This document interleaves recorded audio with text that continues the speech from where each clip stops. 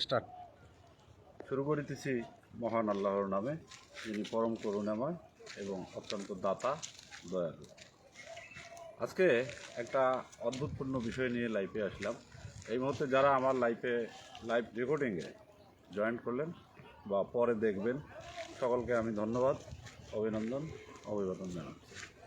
আমি যেখান থেকে লাইভটি করতেছি এটি হলো লালমনিরহাট সদর পঞ্চগ্রাম ইউনিয়নের মোল্লার বাজার থেকে দেউতির বাজার দিয়ে বিয়ানি বাজার হয়ে ফকিরের তকা পর্যন্ত রাস্তার প্রসঙ্গ। এই রাস্তাটা বিয়ানি মোল্লার বাজার থেকে ফকিরের তকা পর্যন্ত মিনিমাম 5 কিলোমিটার রাস্তা। এই রাস্তাটা কন্ট্রাক্টর সাহেব আজ থেকে 1 বছর আগে রিপেয়ারিংয়ের জন্য পিচ উল্টাই দিয়ে বুলডোজার দিয়ে একটা ডলা দিয়ে ওই যে চলে গেছে, আর কোনো খবর নাই। এদিকে তীব্র গরম এবং তাপমাত্রার দাপটে জনজীবন যখন ওষ্ঠাগত, ঠিক সেই মুহূর্তে এই রাস্তাটা মরার উপর খাড়ার ঘা এবং গোদের উপর বিস্ফোরার মতো লাগতেছে। এই রাস্তা দীর্ঘদিন থেকে এই অচল অবস্থায় পড়ে থাকার কারণে লাল ধুলা দিয়ে গাছপালা, তরু লতা, ঘর বাড়ি সব কিছু একে লালে লাল একাকার। শুধু তাই নয়, জনজীবন অতিষ্ঠিত হয়ে গেছে, সেই সাথে আবার প্রকৃতির যে বাতাস, নির্মল কোমল যে বাতাস, এই বাতাসটাকে পর্যন্ত দূষিত করে। এখানে এমনভাবে রোগ ব্যাধি ছড়িয়ে পড়ছে, এই এলাকার মানুষ অতিষ্ঠ, বিশেষ করে শ্বাসকষ্ট, জ্বর, সর্দি, ব্রঙ্কাইটিস, ডায়রিয়া এগুলোতে ভরপুর হয়ে গেছে। আমার কেন জানি মনে হয় এই ঠিকাদার ভদ্রলোক সাহেব, আমার মনে হয় এই 5 কিলোমিটার রাস্তার 2 ধারে যে বাড়িঘরগুলো আছে, এনার সাথে মনে হয় একটা পূর্ব শত্রুতে জেট ছিল, যার কারণে ইনি এই রাস্তাটা এমনভাবে রাখছে, মানুষকে কষ্ট দিচ্ছে, যন্ত্রণা দিচ্ছে, অস্বস্তিতে ফেলছে। সেই সাথে ফার্মেসিগুলো যে আছে, মোটামুটি এই রোগের কারণে ফার্মেসি কিন্তু ভালো চলছে।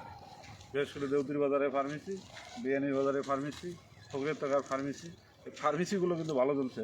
তা আমার মনে হয় এই ভদ্রলোক ঠিকাদার সাহেব এই ফার্মেসি আলার সাথে একটা কন্ট্যাক্ট আছে নাকি, আল্লাহ মাহবুদ জানে, যে তোমার তো বেচা কিনে বেশি হবে, আমি রাস্তাটা এইভাবে রাখলে একটু আমাকে পার্সেন্টেজ দেওয়া লাগবে।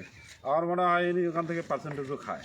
তো যা হোক, বিষয় হলো যে আসলে ডিজিটাল যুগ, বর্তমান যুগে মানুষ সব জায়গায় সেবা করছে। এই ডিজিটাল যুগে আমরা এইভাবে মানুষজন কষ্ট ফিল করবে, এটা তো হতে পারে না। তো আমি বিনয়ের সহিত জেলা এক্সিয়ান এবং উপজেলা ইঞ্জিনিয়ার মহোদয়ের দৃষ্টি আকর্ষণ করব, দয়া করে আপনারা এই ঠিকাদার সাহেবকে ডাকে নিয়ে আল্লাহর রাস্তায় 1 কাপ চা খাওয়ান, চা খোয়া বলি দেন যে এই রাস্তাটা যাতে দ্রুত করে। তা না হলে এই জনজীবন, মানুষের যে নিত্যদিনের একটা যে জীবন, এটা অতিষ্ঠ হয়ে পড়ছে। আমার সাথে আছে বর্তমান এই ওয়ার্ডের যুবলীগের সাধারণ সম্পাদক হাবিব। আমি তার কাছে জানতে চাবো যে আসলে এই রাস্তাটা কতদিন থেকে এরকম। ভাই কি আর বলবো, দুঃখের কথা। এই রাস্তাটা মনে করেন যে এই 1 বছর থেকে 8 মাস থেকে 1 বছর এরকম হবে, এভাবেই পড়ে আছে। এই পড়ে থাকাকালীন মনে করেন যে একটা দুর্ভোগ আমরা ভুগতেছি। অ্যাক্সিডেন্ট মানে সে কথা বলবেন না, এই যাবত তো 20 থেকে 25টা অ্যাক্সিডেন্ট হয়ে গেছে। হ্যাঁ, একজন শিশু মনে করেন যে মারা যাওয়ার অবস্থা, সে একজন হুন্ডাওয়ালা আমাদের এই এলাকারই এই যে এসির ফোয়ারার মধ্যে স্লিপ করে হুন্ডাটা মনে করেন ডাইন দিকে কেটে বাচ্চাটাকে লেগে গেছে। বাচ্চাটা মনে করেন মৃত্যুর সঙ্গে পাঞ্জা ছিল মাঝখানেতে। যাই হোক, আল্লাহ তাআলা তারা হায়াত বাঁচাই রাখছে। সেখানে 20,000 টাকা থেকে 25,000 পর্যন্ত খরচ করে জিনিসটা মনে করেন সুস্থ হয়েছে। কিন্তু এই রাস্তাটা, এই যে ধুলা বালু, আমাদের বাচ্চারা আমরা যে চলাফেরা করি, এই যে ধুলা বালু উড়ে আমাদের নাকে মুখে ঢোকে, আমরা অসুস্থ হয়ে যাচ্ছি গ্রামে, এমন একটা পজিশন হয়েছে। আসলে আমি এই ঠিকাদার সাহেবকে মনে হয়, আমি কি বলি, ইনি মনে হয় জামাত শিবির করে না পাকিস্তানের বংশোদ্ভূত, যে তোমরা 1971 সালে আমার ডাঙে ডোঙে দেশ থেকে বীর করে দিয়েছেন, আমার বংশ বুনিয়াদকে বাংলাদেশ স্বাধীন করছেন। তা আমার মনে হয় এটাও একটা কারণ থাকতে পারে নাকি, আল্লাহ মাহমুদে জানে, যে তার প্রতিশোধ স্বরূপ উনি এই রাস্তাটা এইভাবে মরার মতো ফেলে রাখছে। যেটা কখনোই আমরা এলাকাবাসী প্রত্যাশা করি না। আমি আসলে লাইভে আসার কারণ হলো এই এলাকা থেকে অনেকে আমার ওখানে গেছিলো এবং 2-4 জন ফোনও করছিল যে ভাই আমরা এই রকম একটা দুর্ভোগময় অবস্থায় আছি, আপনি একটু আসেন, আসিয়া কমপক্ষে একটা লাইভ করে দিয়ে ঊর্ধ্বতন কর্মকর্তা প্লাস ঠিকাদার, ইঞ্জিনিয়ার, এক্সিয়ান এদের দৃষ্টি আকর্ষণ করে কিছু কথা বলেন। যার কারণে আসা। আসলে আমাদের এই পঞ্চগ্রাম ইউনিয়নে অনেক সাংবাদিক আছে, অনেক নেতা আছে, আল্লাহ জানে এনারা চোখে দেখে কি না। আল্লাহ ওদেরকে বোঝার তৌফিক দান করুক যাতে ওনারা দেখে এবং এই ব্যাপারে যাতে মুভ করে। বর্তমান সামাজিক যোগাযোগের মাধ্যম হলো ফেসবুক। আমি তাই ফেসবুকের মাধ্যমে ঊর্ধ্বতন কর্মকর্তা, জেলা এক্সিয়ান, উপজেলা ইঞ্জিনিয়ারের আবারও দৃষ্টি আকর্ষণ করছি, আপনারা দয়া করে এই যে মরার উপর খাড়ার ঘা, গোদের উপর বিস্ফোরা, এর থেকে মুক্তিদান করবেন।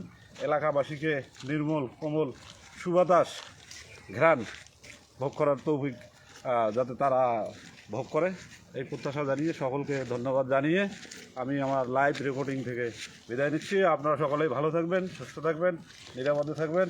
খোদা হাফেজ। জয় বাংলা, জয় বঙ্গবন্ধু। কাটি দে আর দেখাতে পারে আর অত দেখে নাকি।